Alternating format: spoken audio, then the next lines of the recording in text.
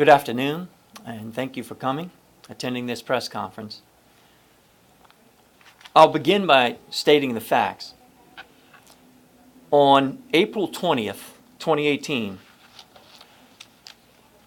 CPRA, through its contracted engineering firm, applied for permits to Plaquemines Parish, permits that are necessary, required under law, to begin doing drilling 51 soil borings and sound 33 cone penetration tests to construct the Mid-Barataria diversion project.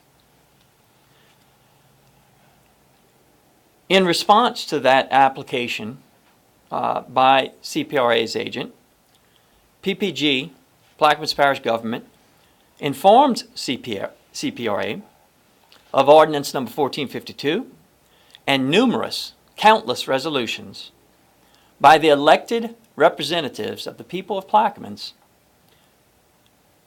that prohibited the issuance of permits for these experimental, large-scale freshwater diversion projects.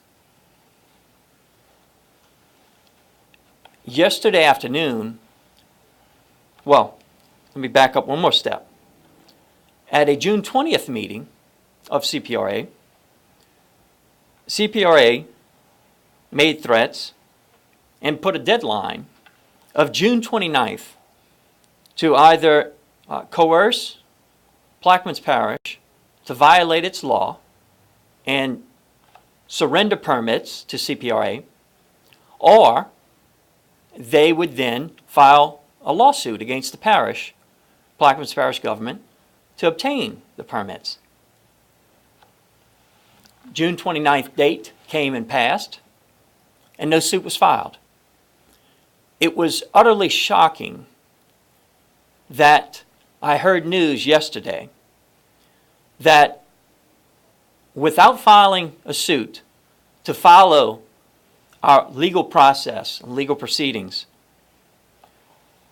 that CPRA engaged in taking soil borings without a permit. This constitutes a deliberate and premeditated act of bad faith and in violation of law. The fact that a governmental bureaucracy would set such an example is troubling in the least. It is unfortunately indicative of how CPRA has been operating as of late. A few months before, in an attempt to try to fast-track their experimental project on Plaquemines Parish, they engaged in signing a memorandum of understanding that with certain federal agencies that excluded Plaquemines Parish government and the elected representatives of the people of Plaquemines. So clearly there's a pattern here of disregarding and excluding the concerns, the interest, and the economy of Plaquemines Parish. Moreover, this was done when, according to news reports, this was done at the same time that we had called a meeting requesting an opportunity to talk with the Corps, the U.S. Army Corps District Office, and we were very grateful to them for attending a very fruitful meeting regarding CPRA's experimental project and the environmental impact study that they are in the process of conducting. But also, once again, and all of this can be found, all of this scientific data can be found on our website plaqueminesparish.com, under News and Events, there's a sub-tab, Coastal News. And the administration has been very diligent in putting all of the good science, most recent science and other science out there so that everyone can read and see that this isn't just a matter of destroying our fisheries. This is a matter of coastal protection, of the Jesuit Bend area being protected from hurricanes and from storm surge, of our levees not being made more vulnerable by elevated water heights that will come as a result of diverting 75,000 CFS cubic feet per second of water into Barataria Bay. It also comes it's quite obvious, or it's a fact, that Barataria Bay is and has been for decades a brackish and saltwater estuary. Now, you don't need a scientific paper, and we have plenty on our website, but you don't need a scientific paper to understand that if you dump 75,000 CFS of water and drive salinity levels close down to zero throughout Barataria Bay, you will kill the saltwater marsh and wipe out the brackish water marsh. So what are you left with? You're left with open water. And when you look at wave attenuation, and we're looking at science on that, but the most logical conclusion is that you're going to wind up with higher tidal surges and less protection, because it's only wetlands that have the capacity to knock down waves from tidal surge, from hurricanes, and whatnot. The study that we released yesterday and we put on the website is a brand new study, and the title it contains pretty much the conclusion and title that from the year 1980 to 2015, the sediment loads in the lower Mississippi have decreased. I emphasize, gone down, decreased by over half. This study will be published in the Journal of Hydrology. Instead of CPRA being open, as they claim to be, and transparent, and addressing the science, because that paper also stated that there is a slightly higher sediment load in the Atchafalaya Basin than is in the lower Mississippi. So if CPRA were being logical with their arguments and science, they'd conduct this experimental diversion in the Atchafalaya Basin and not on Plaquemines Parish. And again, this is the best available science on the matter. To the contrary, CPRA has proposed over $18 billion in dredging projects for all other coastal parishes that have board member seats. Whereas Plaquemines Parish, which has no representation whatsoever on the CPRA board, we get selected for the experiment. Now, from day one, all we've asked for is to be treated like other parishes. We want the dredging projects and the pipeline projects like every other parish. Why? Because if you believe CPRA's argument that something has to be done urgently, then the science also proves that we will build coastal protection much more rapidly by doing dredging and pipeline projects, like are planned for every other parish in the state of Louisiana. We can build up to 25,000 acres with an equivalent amount of money of new wetlands that will knock down storm surge, that will protect not just Plaquemines Parish, not just Belle Chase from flooding, but also part of Jefferson Parish on the West Bank, and looking out into the future, if we build some on the East Bank, Plaquemines and St. Bernard parishes. So it's troubling that, at the very least, that when a governmental bureaucracy like CPRA engages in violation of the law without following our legal system, our rules, and our procedures. And I think it's indicative of how they have managed this so-called process up to this point in time.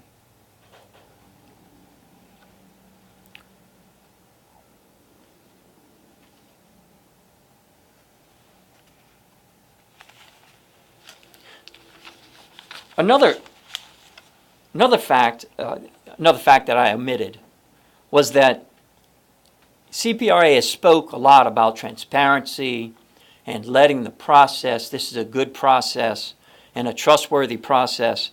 But yet, while saying that in one direction, on the other hand, and simultaneously, they've pre-awarded millions of dollars in contracts to construct these experiments.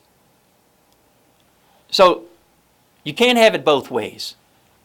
Either you're engaging in a true search for the truth of the matter, which is what is better, dredging or experimental diversions, or this is nothing more than a result-oriented failed process that has as its goal the expenditure of almost $1.5 billion that we feel could be spent more advantageously to immediately build protection for Plaquemines Parish and for all of the West Bank and surrounding parishes.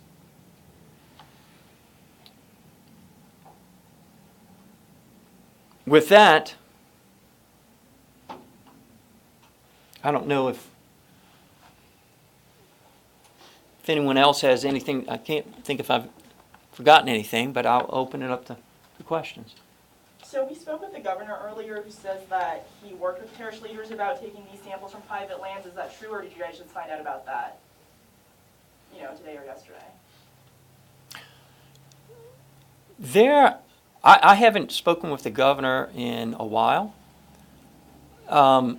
There was a text message that I received from someone at CPRA, and when I did review that text message, I did like anyone would do.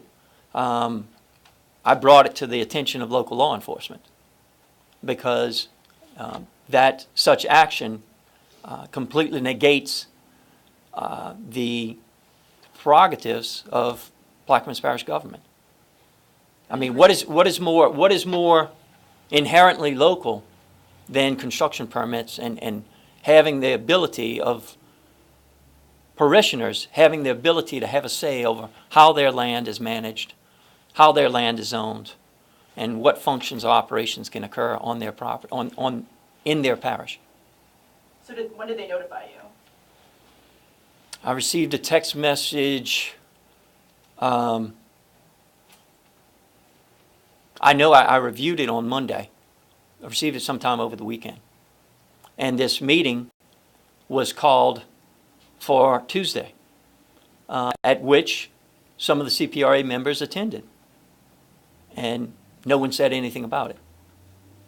But prior to that, I had advised local law enforcement authorities that there was a potential violation of our law. Now, according to the news studies, state troopers were sent down as backup muscle for CPRA. I have no personal knowledge of that, though. I saw. I have to.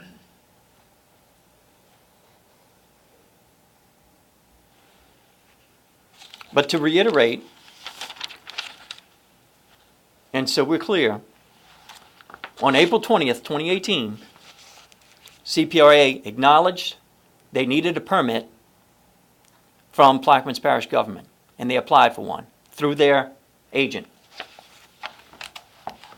Shortly thereafter, PPG, my administration, informed CPRA of our laws that were in place, ordinances, resolutions, or Ordinance 1452 and numerous resolutions, that this type of project was prohibited by our law. And the fact that, and also, like I said, we were given a threat as of June 29th that this matter would be decided by a court. And that was much broadcast at the June 20th meeting of the CPRA. And I certainly was expecting that this matter to be handled in a legal manner by this going to the courtroom. But CPRA took a deliberate, premeditated action in bad faith and in violation of our law of simply completely bypassing Plaquemines Parish government and the elected representatives of the people of Plaquemines, which, unfortunately, this seems to be a recurring pattern. So what are the next steps for you guys? I will raise this matter at the next council meeting. We are examining, reviewing all of our courses of action, potential courses of action, and we'll be requesting funding from the council to pursue possible courses of action.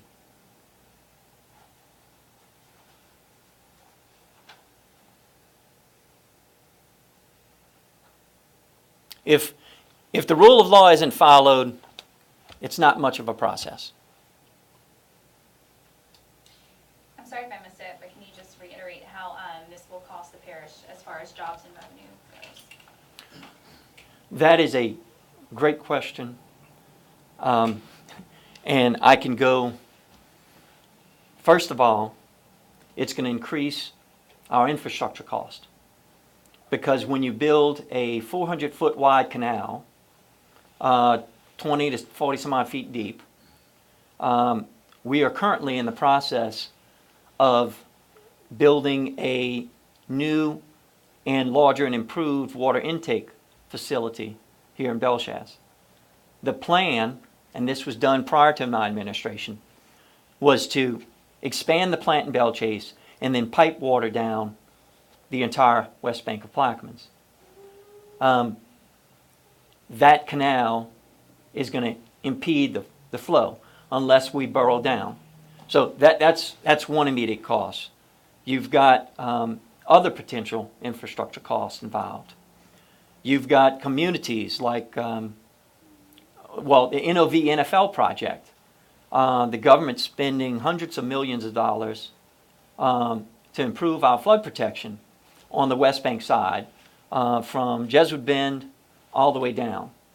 And this is going to increase the water elevation height, because when you dump that much fresh water into this saltwater estuary, the water is going to build up. And in some areas as much as over 4 feet. This could cause recurring flooding in certain neighborhoods. In one study, I think the Myrtle Grove Estates area would have about approximately 4 feet of water. That exceeds where the grade of their roads. It's also could affect mineral royalties, because when you dump fresh water into a saltwater brackish marsh area, you're going to destroy the salt water in the brackish marsh, which is what knocks down, attenuates the waves or knocks down the waves. So that means more of our levees are going to be battered.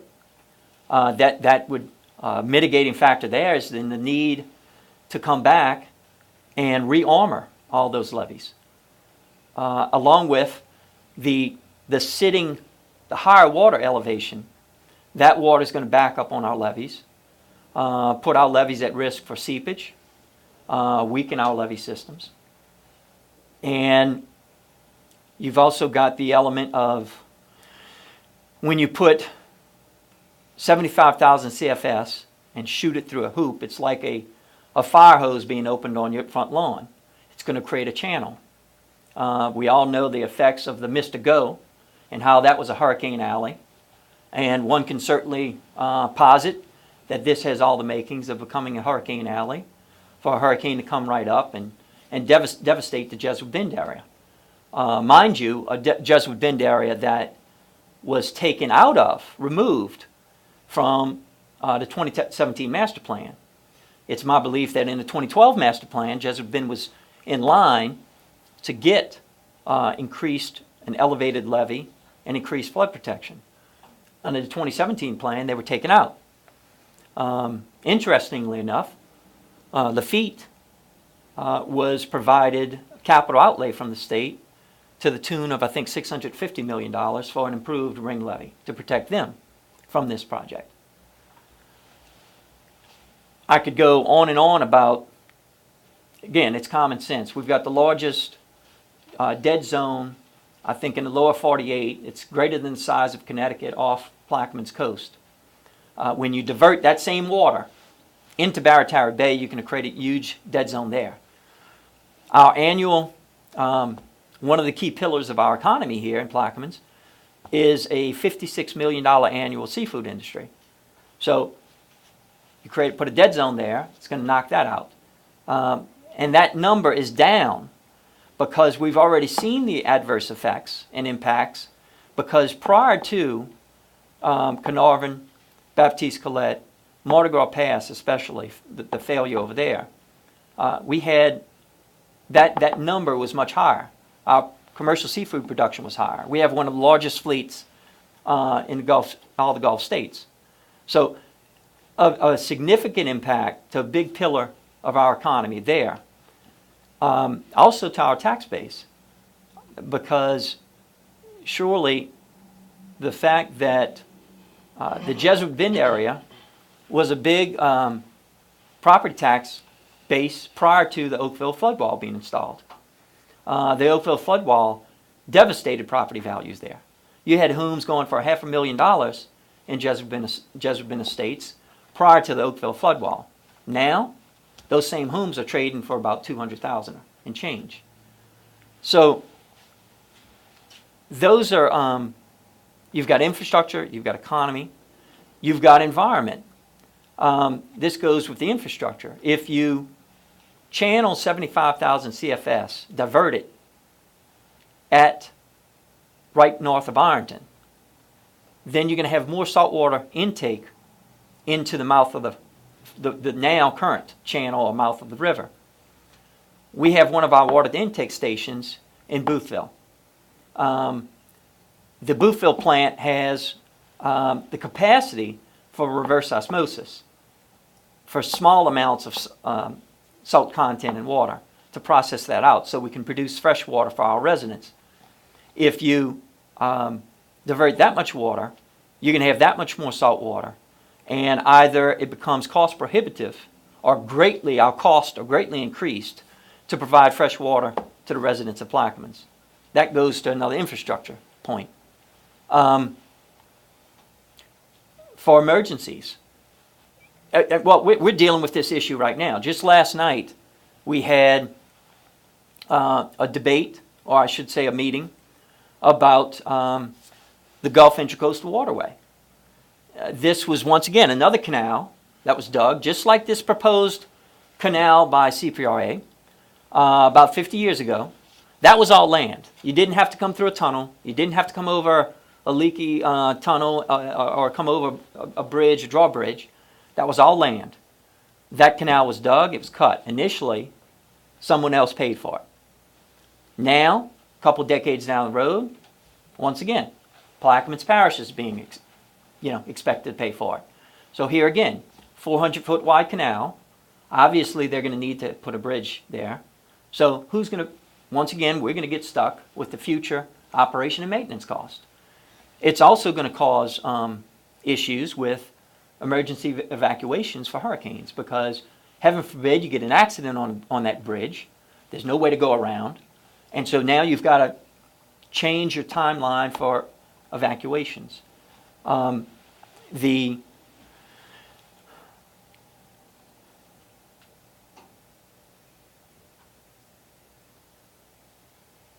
It's a real game changer, and we've looked for parallels before, and we find three. You look back and about the Mystico, the Mississippi River Gulf Outlet. You know, that was touted once again. Great idea, and we all know that was an utter and total failure and environmental disaster. It's now been closed. You look at the Bohemia Spillway land grab. That was touted as, you know, something needed to have a spillway so the water wouldn't get too high, and that was nothing more than a mineral royalty grab.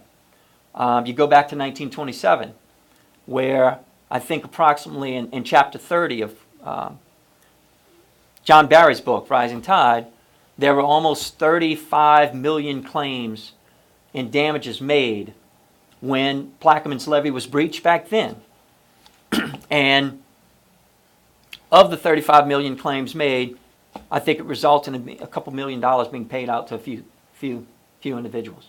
And you know, for all the promises about don't worry, trust us, you're going to be compensated, but we need to blow up your levee and breach your levee system.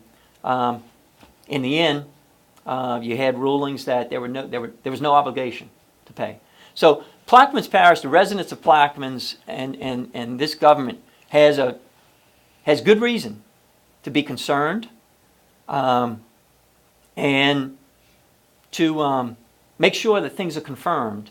And what's most, like I said, most disconcerting about this is at the meeting yesterday, all of the core studies that we posted on our website and others, we questioned the head of the district office of the New Orleans Corps and asked him, are any of these studies, are they good science?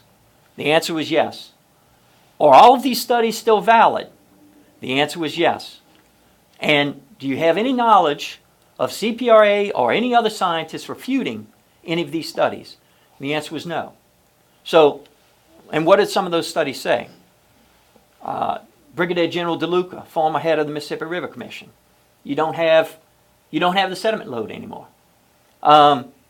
This was confirmed by this new study we just cited, proving it's cut in half.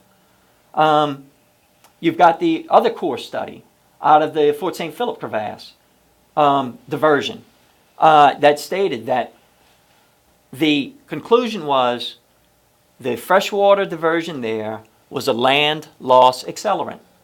So instead of providing more flood protection, it wiped out, it provided less. CPRA was at the meeting. Nothing was said. And clearly the Corps is the entity that has most experience in managing that river. They've been doing it the longest. And if they stand by their science, then certainly CPRA is not in a position to question it much. And we're certainly not in a position. We think that those studies are good and valid as well.